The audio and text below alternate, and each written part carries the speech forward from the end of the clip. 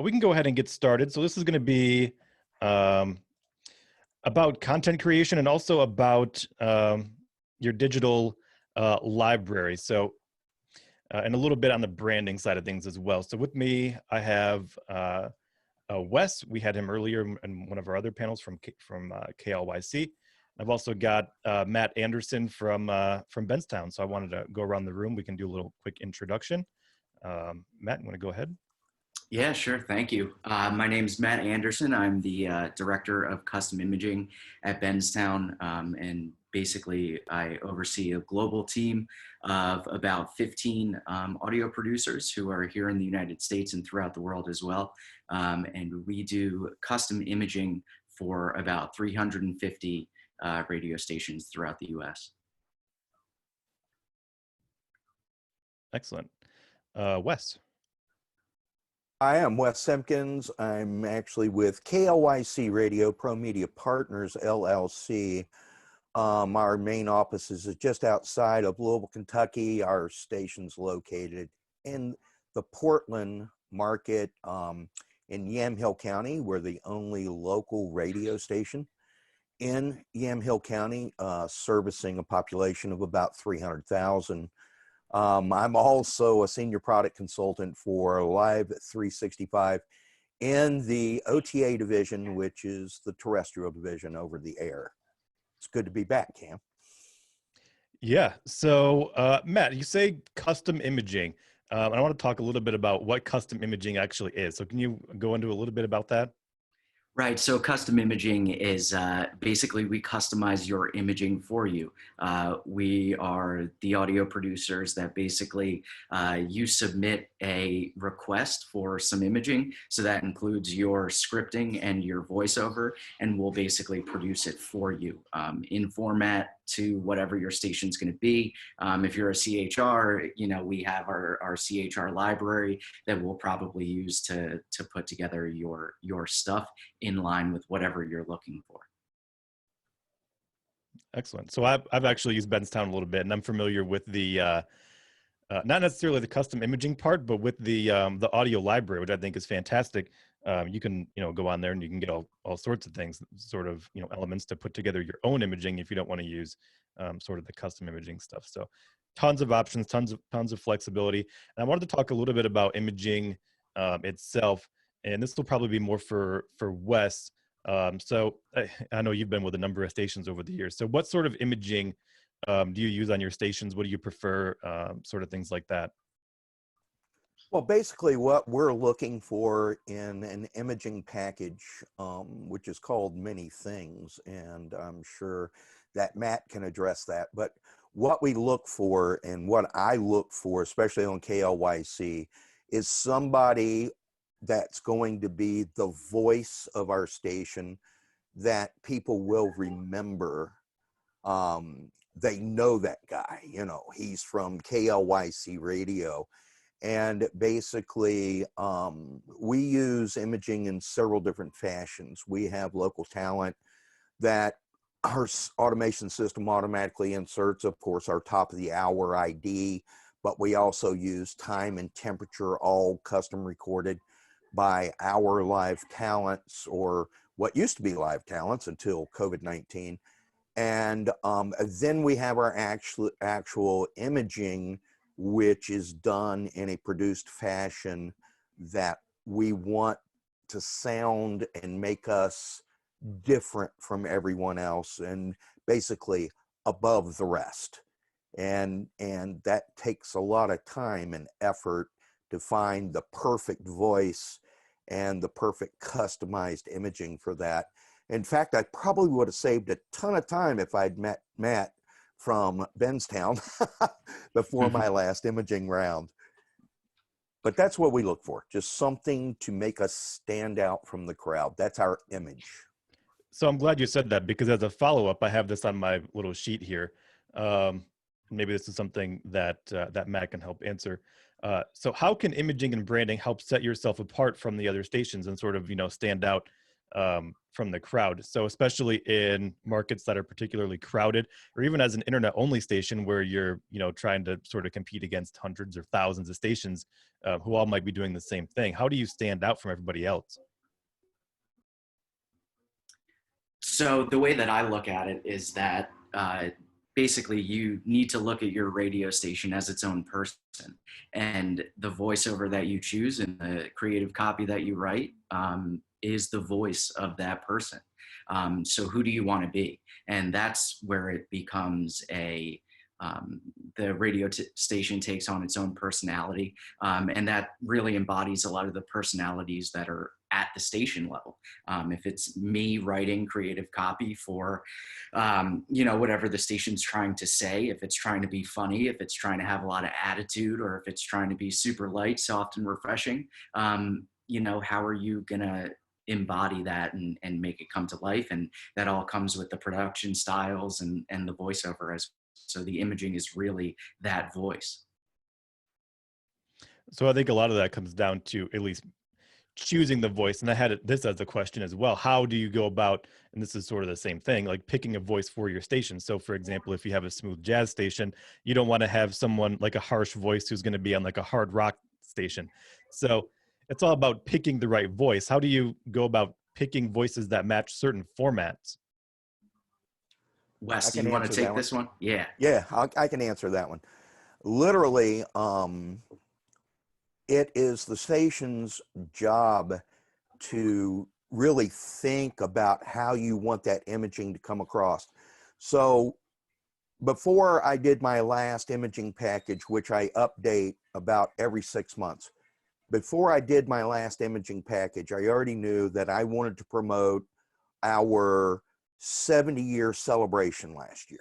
Okay, the station being on air for 70 years in the local community. Which is fantastic, by the way. Congratulations. Oh, well, it started a long time ago. Well before I was born. The station actually started in 1949. I just kind of inherited it last year. So, but I worked with it for 2 years before I was able to purchase the station. But when I started thinking about how I wanted it, I think about attitude. I think about what I want in the background, how I want it to sound. Is it going to match my listenership with a produced stance? Is the voice correct for my station? And literally, I listened to 100, this is no lie, different voices from voiceover production artists, and until I picked 10 or 15 that I thought were really good. So what I did is I sent them a single line to read and asked for a dry read on it. But I told them in the message that I sent them, I want this to have more of this kind of attitude. I want it to have this kind of pace. I'm going to have 2 different sets made. I'm going to have my celebrating 70 years. And then at the beginning of the year, we'll be doing our 70 years and counting. And this is how I want it to sound. So I got back reads from these artists, from these voice artists, and only one of them sent me back a fully produced set. He actually did 3 for me and said, is this how you want it to sound? And it slapped me right out of my chair. And it was a gentleman in Canada, of all places. And I was afraid that he was going to have that A kind of accent. And when it came back, it sounded like he was fully American. And I listened to it and I said, this is what I want. Like I said, Matt, I probably could have saved a lot of time just by sending that over to Benztown and said, this is what I'm looking for. But, we plan ahead. I know what I want my next campaign to be, and then the next campaign to be. And so I think about the attitude and I submit that to the voice artist when I'm thinking about it. But I want to be set apart from everyone else. And I want my imaging to really portray what my listeners want to hear. So it takes a lot of thought and a lot of effort. So I know you mentioned the 6 months thing as far as when you like to do your refresh. Um, and I had this as a question on my sheet here. How often should somebody, sort of refresh their imaging or branding and sort of, keep things fresh? Is it something that they should do, all at once every 6 months or every few weeks? Or I know it's going to be a tough question because it's different for everybody. Or is it something that should be sort of done, revolving, like over time, like you get a few pieces here and take a few pieces out? Or I know there's some who are going to, redo everything all at once just because they want a totally different sound. But, on average, maybe Matt can answer, how often are you seeing your clients want something, totally new? Yeah, I mean, it depends on the station and the person who's running it. Again, I'm a big believer in picking a brand and sticking with it, and even through the imaging. I think as radio people and the as frequently as we listen to things, I think we can think that things burn faster than they actually do. Of course, that depends on how topical certain things are. If you are writing things that are day of happening, of course, those things need to be updated pretty quickly because once they play, they're already old. But it's just like anything else. Once you pick a logo, you got to give that time to get some roots and take off and everything like that. So I think there's a little bit of a balance of running a bunch of generic things that you could run those for years if they're just real quick, station IDs, or if you're doing some topical stuff, you got to update those, week to week or stuff like that. Changes, the world changes, right? Yep.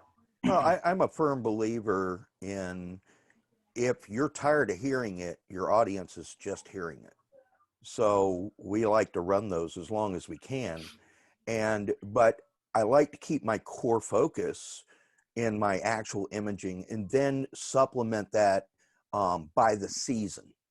So maybe we're going into summer and I want something about watermelon juice dribbling down my face, or I want to hear a big splash in a pool because but that all just augments my core imaging. And I agree with Matt on that. You have to have that core base, but then I feel like to augment it with seasonal imaging, something people can relate to and just make them want to listen more is just as important. Yep, exactly. So I do see that that Steve has joined us now. So welcome on in, Steve. And getting into my next sort of question here. This is more on the technical side of things. Oh yeah, you got stuck there. So as far as on the technical side of things, and maybe the two of you can answer from the programming side, what are sort of the best practices when it comes to the frequency of your imaging? How much is too much? I've seen stations that play some sort of imaging or sweeper after every single song, and I think in my personal opinion that can be a little bit too much. But it all comes down to I guess it comes down to a programming decision and what you think fits best for your station. But I mean, what do you guys do personally, and what is usually the best practices as far as that goes? As far as KLYC goes, we play an imager going into all commercial spots, which we run 3 an hour unless it's some kind of special programming.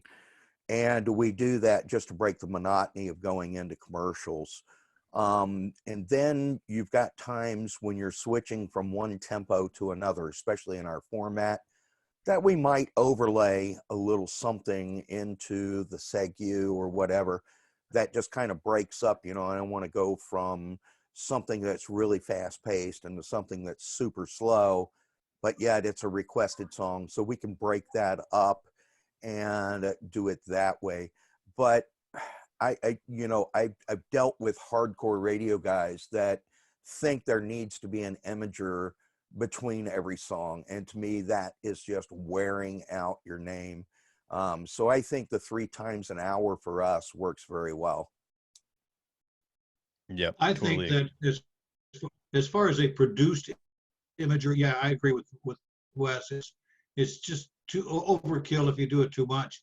I am, however, a believer that between every break or frequently, you should have the call letters or something in there. You know, the call letters, the frequency. You know, we call ourselves the crews. Something that just very briefly, and the announcer does this live. Just, you know, this is KLYC. Basically the calls frequently through the hour, so people can know where they're listening, where they're at, but nothing that would really spend a lot of time. I think it Yep. also depends on the format as well. I come from a CHR background, so of course it's a much hotter format, and people want to hear a lot more zips and zangs in there. So it's you know, whether you're having your voice guys say the call letters, or if you're having listeners jump on and, you know, yell it and jump into something. I think it all depends on what format your station is, and also what you're trying to portray as well. Are you the party station, or are you the, you know, listen while you work? Yeah, exactly. I agree with that.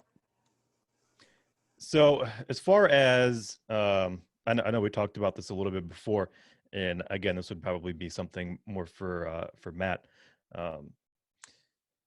When it comes to changing things out and sort of refreshing things, but not necessarily doing a total refresh, how do companies like Benztown sort of react to what's going on in the world in order to provide relevant content quickly? So like pop culture or world news, like what's going on with the pandemic. I'm sure there's, you know, lots of, you know, things that are going on with that as far as imaging goes, even public service announcements, things like that. So how do you guys react quickly to what's going on? Like I've noticed, even just going through the Benztown library, like the day something happens, I'm seeing stuff about it in the Benztown library immediately within like an hour. Yeah, we like to jump on things pretty quick. We use a ton of tools, Google Analytics, to basically figure out what people are searching for in our libraries. It brings us down to the ground level to say, this is what people want from us. So then we can accommodate what's being looked at. And that's on a week-to-week basis as well. Every Monday morning, we have what's called our library meeting, where we basically all the writers of the libraries, the producers, all get together and sit down and just talk about the topics of the week, what holidays are coming up, what world topics are we, you know, looking at right now. And I like to do a lot of communicating about what I'm seeing on the custom side as well. Like I said, we have 350 radio stations, so we have a real pulse on what's going on out there. So basically, you know, obviously when all this COVID-19 stuff started happening, I went into the meeting and said, you know, we're seeing a ton of submissions about this topic. Let's get some stuff on the library for that sort of stuff. When cash contests start being submitted in, hey guys, cash contests are going on, let's write some stuff. And now we're actually seeing a drop off on the coronavirus COVID-19 topic. Because I think it's just gotten exhausting and people just want to start focusing on more generic stuff and using the time to update that stuff. So again, that's something that I communicate, and we all just try and, you know, stay on top of it as best as we can. Stuff we see online, on Instagram, you know, stuff we hear from other radio stations. Yeah, it's all a collaborative effort.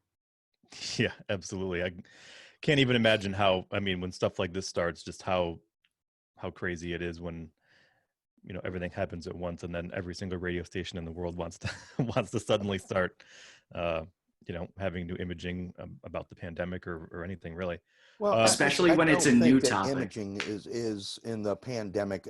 I don't feel like we need to wear people out on the coronavirus, and people are already scared to death. So why scare them more? And I think Steve and I took more of an approach of information. We want to pass the information to people. We want to keep them updated, but yet we don't want to create panic within our community. So we don't run any kind of COVID-19 imaging at all. We basically do that with our KLYC In Touch program, which Steve does a fantastic job doing. And we'd rather keep that so they know when they hear that little jingle coming in, or that little, well, what we gonna call it, our intro and outro, they know that they're going to get information, and it's going to be information that benefits them. So on the other side of that, for Wes and Steve, how do you this is basically the same thing I asked to Matt. How do radio stations like yours react quickly to what's going on and provide, content quickly, so you can serve your communities in that manner? I flood Steve with emails, and he'll tell you. Our newswire comes across constantly with updates from the Oregon Health Authority. And because I have other things that I'm working on out of our Louisville office, I send that to Steve in Oregon. I forward him all the incoming information, and then he can.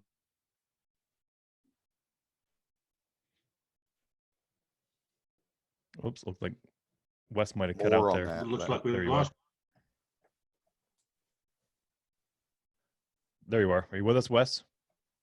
Yeah, I think we're having, my internet connection is unstable. Yeah, there's definitely some issues going on in the entire country today. I saw. Thank you, across. Spectrum. Yep, exactly. No, I don't know what part you didn't hear, but like I said, I flood Steve with emails. We constantly get updates on the wire. Steve takes all that. Steve, if you want to speak a little bit on that and how we keep our community informed, you're welcome to jump right in, my friend. Well, most of the stuff, especially we're getting on the COVID-19 lately, it's not like airplane is nosed into the back cornfield where you got to have something on right away. A lot of it will hold for a while you kind of put together the information and can schedule it in. So, but we're on the air pretty quickly in that regards with the latest information about COVID-19. But we don't have to rush like we're running a police blotter or something like that. So as far as content goes, I mean, there's on-air content, and then there's alternate forms of content. Are you guys doing anything other than anything that goes directly on the air? Things like podcasts, social media, videos, blog posts, news articles, things like that. Any other forms of content? Absolutely. We actually made a podcast out of the In Touch program that Steve's the host of. We did that for folks that didn't hear it live on the air when we aired it. And then on our website is a news style website where we'll write the article. We put it on there, and it immediately posts to social media and boosts the social media post through all of Yamhill County, so we can reach out to, generally the reach is somewhere around 25 to 30,000. But it's pertinent information, and it's not all COVID-19. Any information. We got a county commissioners meeting. We have this going on. We've got that going on. I actually do a blog post on our website, which immediately goes out to Twitter, Facebook, Instagram with all of our pictures. We've made video out of the audio that goes out and reaches people. So there's a lot of different things you can do to keep the community informed. Even if you're just a pure play broadcaster, internet only, there's so many things you can do using your social media that keeps people informed. And I'm talking a boosted post that costs you $5-10 can reach 6,000 to 10,000 people, depending on how you do it. So we utilize all forms of delivery to get the word out for KLYC Radio. Excellent. Yeah, and I mean, in the digital age, I'm noticing a lot of people are getting into that. As far as podcasting goes, they'll take split up parts of their regular shows, and they'll spin it off into a podcast, and they'll reach an even wider audience that way.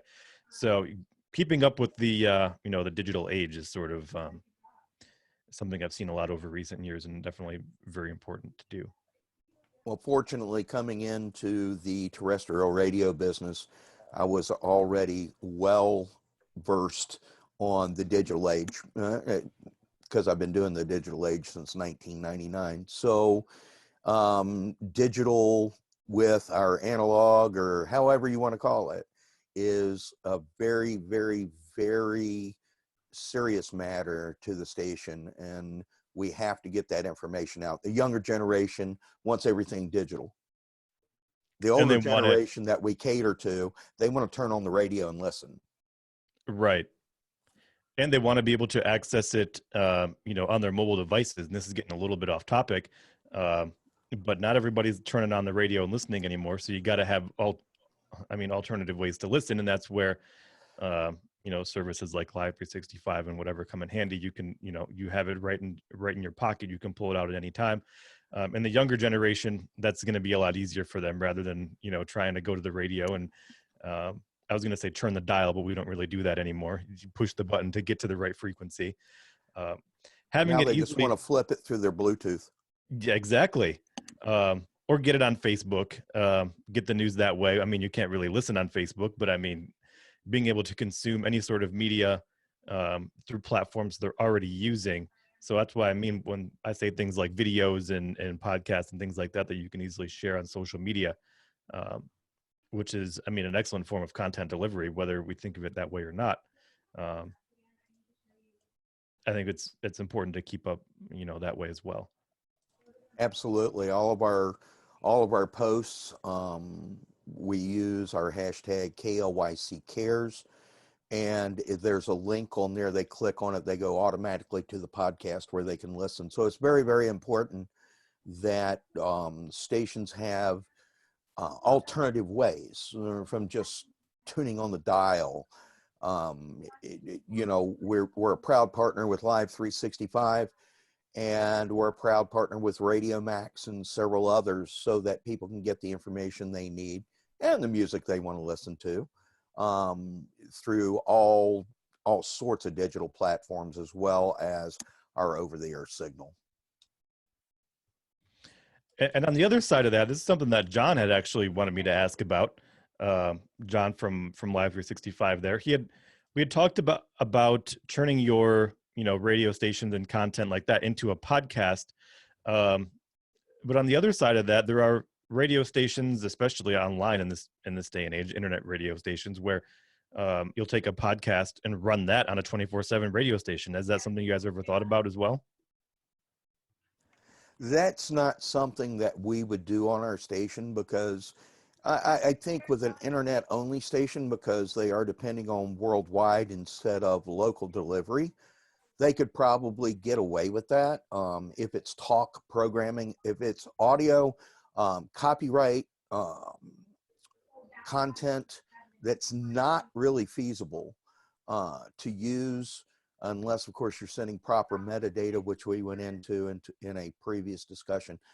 But I think for us, I think that our job as the local small market radio station is to keep our public informed, our listeners informed in a real-time fashion, even if we are doing the podcast or Steve's making the In Touch segment, and then we're automatically scheduling that.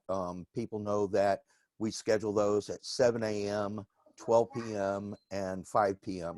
so they can listen. But if they're not available to listen, they can go grab that digitally and have a listen.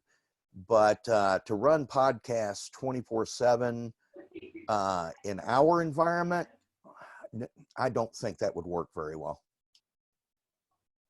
I would have to agree on an over-the-air station for sure, unless you're just trying to, fill an hour here or there, like early in the morning or something. I don't know. As far as a little bit more on the imaging side of things, I had a couple of questions here about jingles, and there's a whole. We had talked a little bit about this in our little pregame that we had. Sort of the differences between what a jingle is and what a sweeper is and things like that. When I think about a jingle, it's something that's usually sung. Wes, you had talked about this a little bit, where it's someone who's actually singing, your call letters or whatever. A lot of folks have asked about where you can get sung jingles. I'm not sure if that's something Benztown provides or not. I know, Wes, you have experience trying to get some sung jingles. And I think that also ties in a little bit to another question I had here about sonic branding, and if there's any stations in particular that do that really well. Benztown and Benztown. Okay. Yeah, I mean, sonic branding is another name for imaging. It may be less well known than imaging, but really, your sonic brand is your imaging. When people hear that, they should know that they're listening to your station because of the voiceover artist, because of the way that your copy is written, because of the way that it's produced. That is your sonic brand. And we had talked about as well the sonic logos that we had heard. You know, they can even be small things like the drum beat at the beginning of Netflix. Right. Hulu has one as well, and I brought up Vice News also, which is literally just a ding, and that's it. But you know what you're watching or what you're listening just based off of one sound. It's a really amazing thing that can happen. And this goes all the way back to, I mean, if you think, I talked a little bit about this again in our little pregame, like if you, late 90s, this was when I was still a very young person, late 90s, early 2000s or so. If you heard, you know, everyone is going to know what I'm talking about, a very specific ringtone. This was probably long before iPhones and things like that. If you heard a very specific ringtone, you knew right away that was coming from like a Nokia phone. I mean, you heard it everywhere. So it's all about, if you hear it, you automatically associate, you know, that sound with that brand. So I think you said that very well, Matt.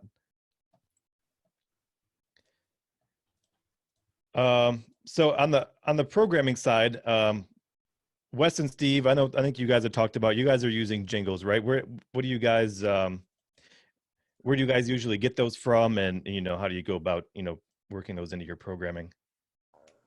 On the jingle side, I've actually, because I want a sung jingle, I wanted a live singing voice. I've actually done that on Fiverr, believe it or not. Fiverr.com. Okay.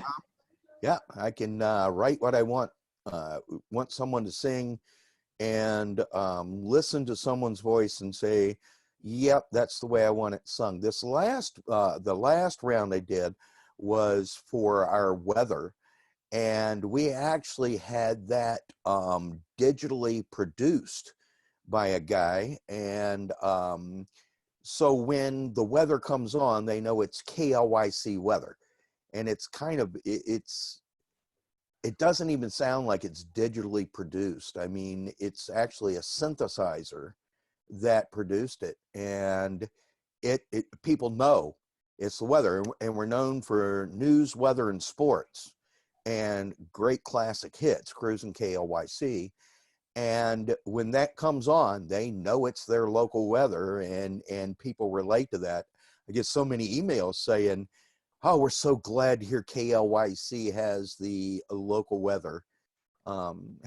What they don't know is it's actually produced by another company, Radio Forecast Network, but they use our weather station. We have our own weather station that does predictions and gives the current conditions, and they actually produce those every hour for us. But yeah, if I want a sung jingle, I usually go to Fiverr. Okay, that's interesting. And it's interesting you say that too about the weather, because that kind of ties back to, again, with the sonic branding. And I think there's a bit of a human behavior aspect to that as well. So, you know, if they hear that, and maybe they're not listening actively, they just sort of have it on in the background, and they hear that jingle immediately. If they want to hear the weather, they're going to know, turn up the radio, go and listen. It's time for the weather. And I think it's really interesting to me as far as, you know, sort of the human behavior aspect, and, you know, how that sort of applies to sonic branding. One of the things that we really like to do is focus on the fact that KLYC is a local radio station serving Yamhill County. We're far enough out of the Portland metro market that they really don't like the big city radio stations, although the signals come there. And we're really generating a lot of business and a lot of listeners for the fact that we are focused on Yamhill County. And when I'm doing my show, I really like to work in the various communities and even just wide spots in the road to say with you here or with you there, that kind of stuff. You've heard it before. We're to just bring people home and let them know that we are their radio station. Which is very rare these days. You don't see a whole lot of that anymore. A lot of it is, unfortunately, a lot of terrestrial radio is turned into the syndication machine, and you don't hear a lot about, things that are live and local and serving your local communities anymore, unfortunately. I wish that wasn't the case, and I'm thankful for stations that are like KLYC that are out there serving their communities.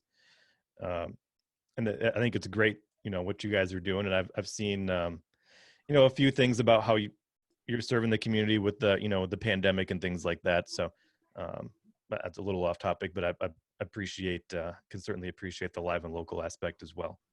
I did see somebody, one of the attendees had raised their hand. I didn't see who it was. I just wanted to remind you guys, there is a Q&A button at the bottom. If you guys have any questions for any of our panelists, go ahead and hit that Q&A. You can type your questions in there and we'll get some answers for you.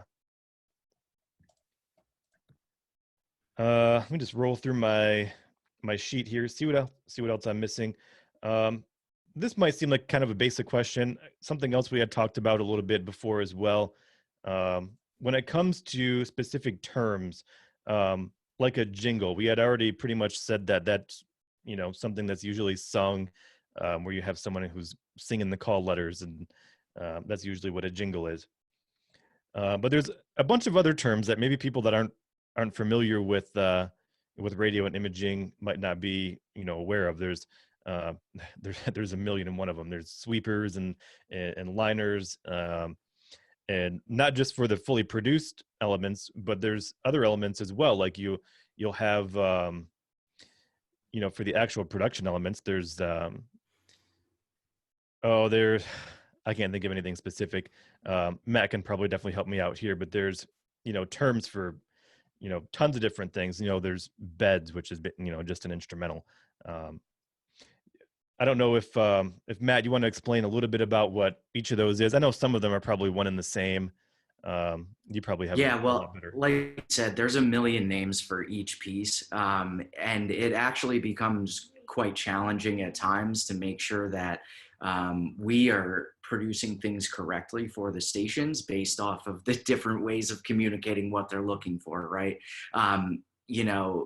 One person may call it a liner, another person calls it a sweeper, and that's generally a short piece of production, anywhere from like 5 to 15 seconds. And then, I really like to ask if I see a term that could be taken multiple ways, I'll reach out to the station and say, hey, how would you like this put together? We just want to make it the right way for you. And we see things down to, we want it 50-50 produced, meaning that they want fully produced in the beginning of the piece into dry voiceover to trail the upcoming music bed. We see things like rollovers and stagers, which are basically just a quick little transition effect at the beginning of the sweeper then the rest of it is dry voiceover to again ramp up the upcoming music bed. So again, there's a million ways to say the same thing and to reach the same end.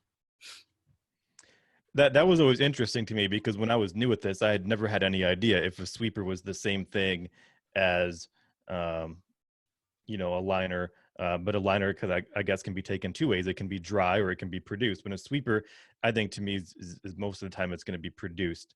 But there's it depends, you would think, but it can really differ station to station. And again, you would basically communicate what you're looking for in a sweeper by calling it a sweeper, but someone else have come into the game and been, versed in the fact that no, those are called liners.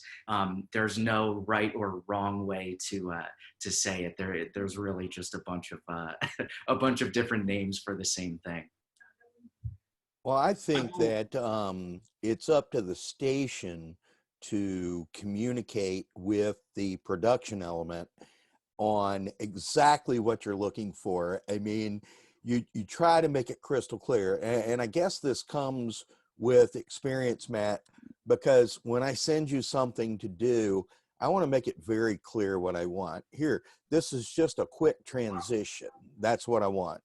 And you can call it one thing, I'll call it another, but I think it's up to the station, and anybody listening to this or watching this needs to understand. If you have an internet-only station or a terrestrial station, you have to tell the production element exactly what you want.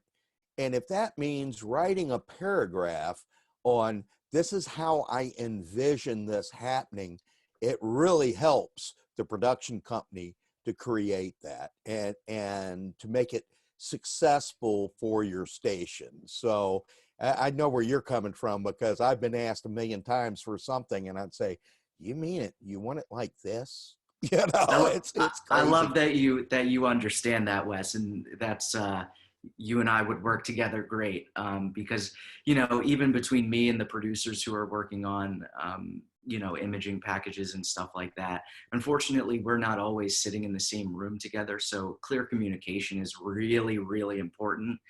Whenever I bring on a new station that's going to be using our service, one of the first things that I tell them is to be as descriptive and clear as possible through their scripting, because basically their scripting is our roadmap to their happiness, right? The more that they lay out, the more that they specify what song hooks they want in pieces, or where they want something to be dry, it just guarantees that we're going to do it right the first time, and it's going to be done and over to them as quickly as possible. It's really about participating in your brand, in laying out what you want to get back.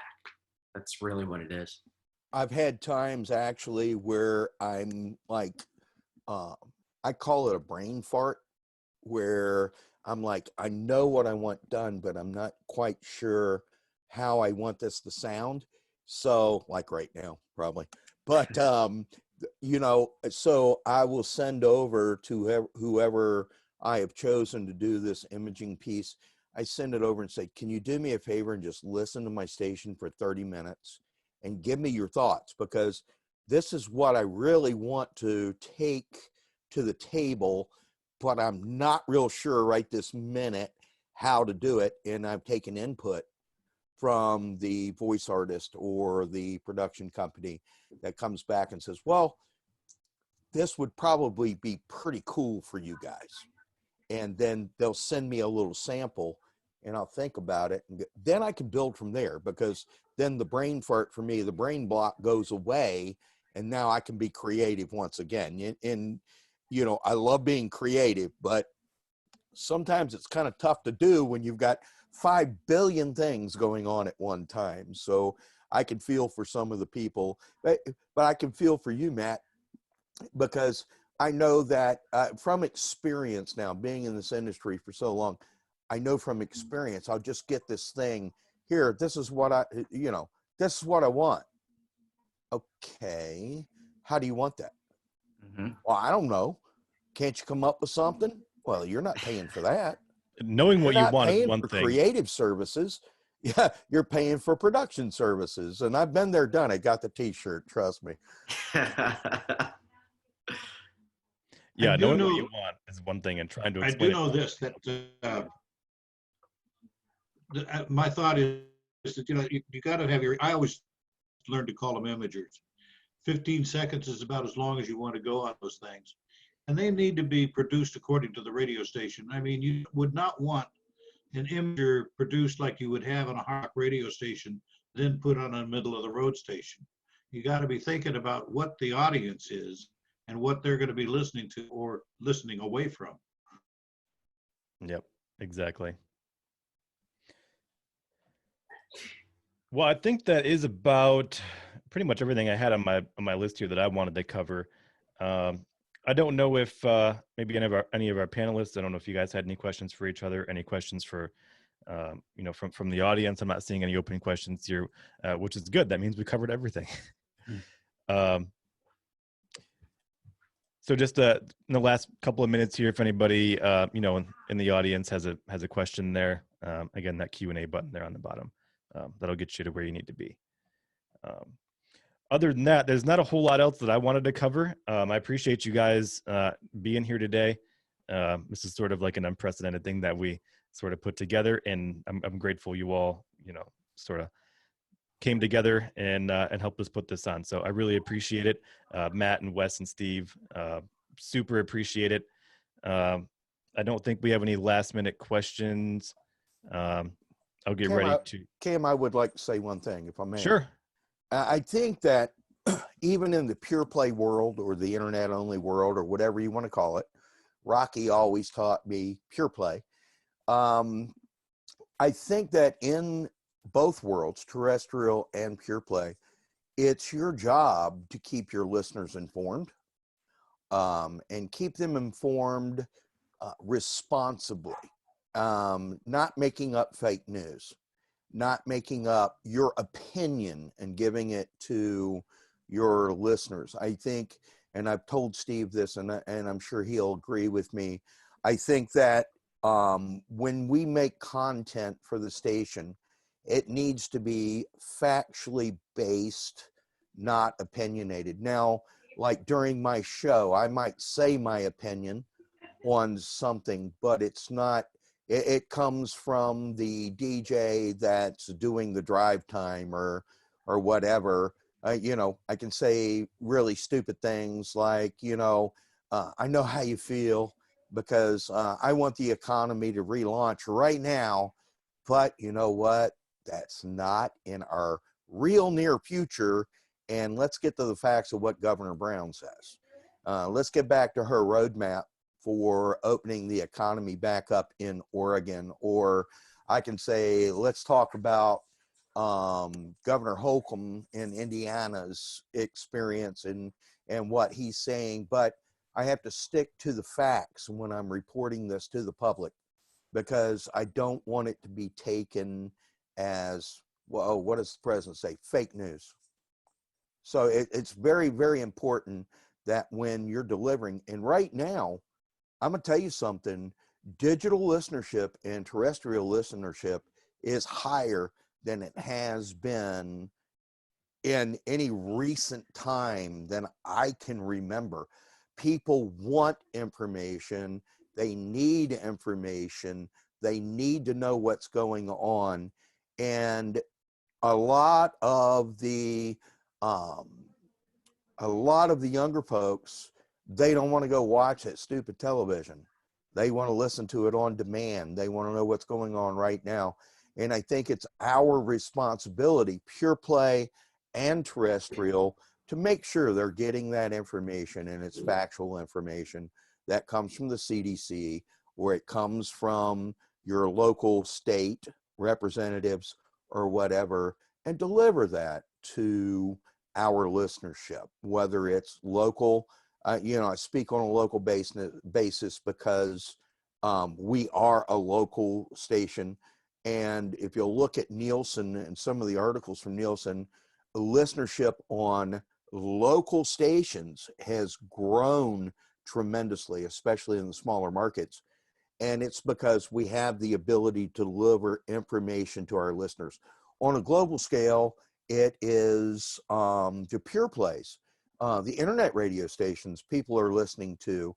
And I feel that maybe a collaborative effort between terrestrial and pure play is a good thing. Just like, if you've got a pure play that's in Oregon and you've got a lot of Oregonian listenership, as I would put it, then it would be cool to maybe reach out to a local station and say, hey, you guys do these segments, can I play them on my internet radio station? And I'm certain that those terrestrial stations would agree to that.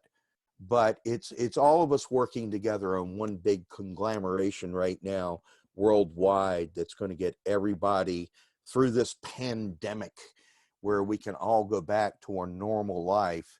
But it's very, very, very, very important that we do it in an extremely responsible way. Now I'm going to get off my soapbox. No, that's definitely very well said. And especially about trying to give your opinion without it necessarily representing the opinion of the station. I think that's very important, because a lot of people will say just because you know, a certain personality has, you know, opinion about something, that must mean, you know, that station has, you know, some sort of bias, whether it be, you know, political or what have you, in one direction or the other. Figuring out how to do that without, you know, sort of affecting people's opinion of the station itself is very important. I think that was very well said, and definitely can appreciate how you do that for sure. I think somebody just put in the Q&A, Larry King. Oh yeah, there's somebody in here. I did see a question. I'm not sure if this is a question or not. It says from Larry King about production libraries, and there was supposed to be a little thing about production libraries that we touched a little bit on it. I know Matt, Benztown has a huge production library, and that's something that the one that I have experience with anyway. So if you know, someone's looking to gain access to that or to utilize that, how do they go about doing that? Yeah, they can reach out to me, ma@benztown.com, as in Matthew Anderson at benztown.com. We have production libraries for every major format that you can imagine. So, you know, and those all have tons of elements and work parts and music hooks and instrumentals and everything you could ever need for production. It's great. It's what all of our producers use to produce the custom imaging that my department handles. And I've used a bunch of the services, and I know I'm being a little bit biased here because I work for Benztown, but it is the best library that I've ever used. I would certainly, I would have to agree. I don't even work. You can back me up there, right? I don't even work for Benztown. I've just used their services, and it's good stuff. You'll be hearing from me, MA. Yeah, call me. We'll chat. Looks like we're running up against it here, and we've got our next group coming in and ready to get started. So I appreciate you guys joining me. Wes and Matt and Steve, really appreciate it, and thanks again for coming together on. For some of us, it was really short notice, so I really appreciate that. Yeah, thank you. I see somebody in here I got to shout out to. Bud Cress. I see your stations, Bud. They're doing very, very well, Wes. It's good to hear your voice. Known you for years, brother. Love you, stations. Yes, and hello there, Cam. How you doing, my friend? Good to see you, Bud. I'll be sticking around and watching this one for sure. I'm looking forward to it. Sounds good. All right, guys. Thank you. Thank you, Matt.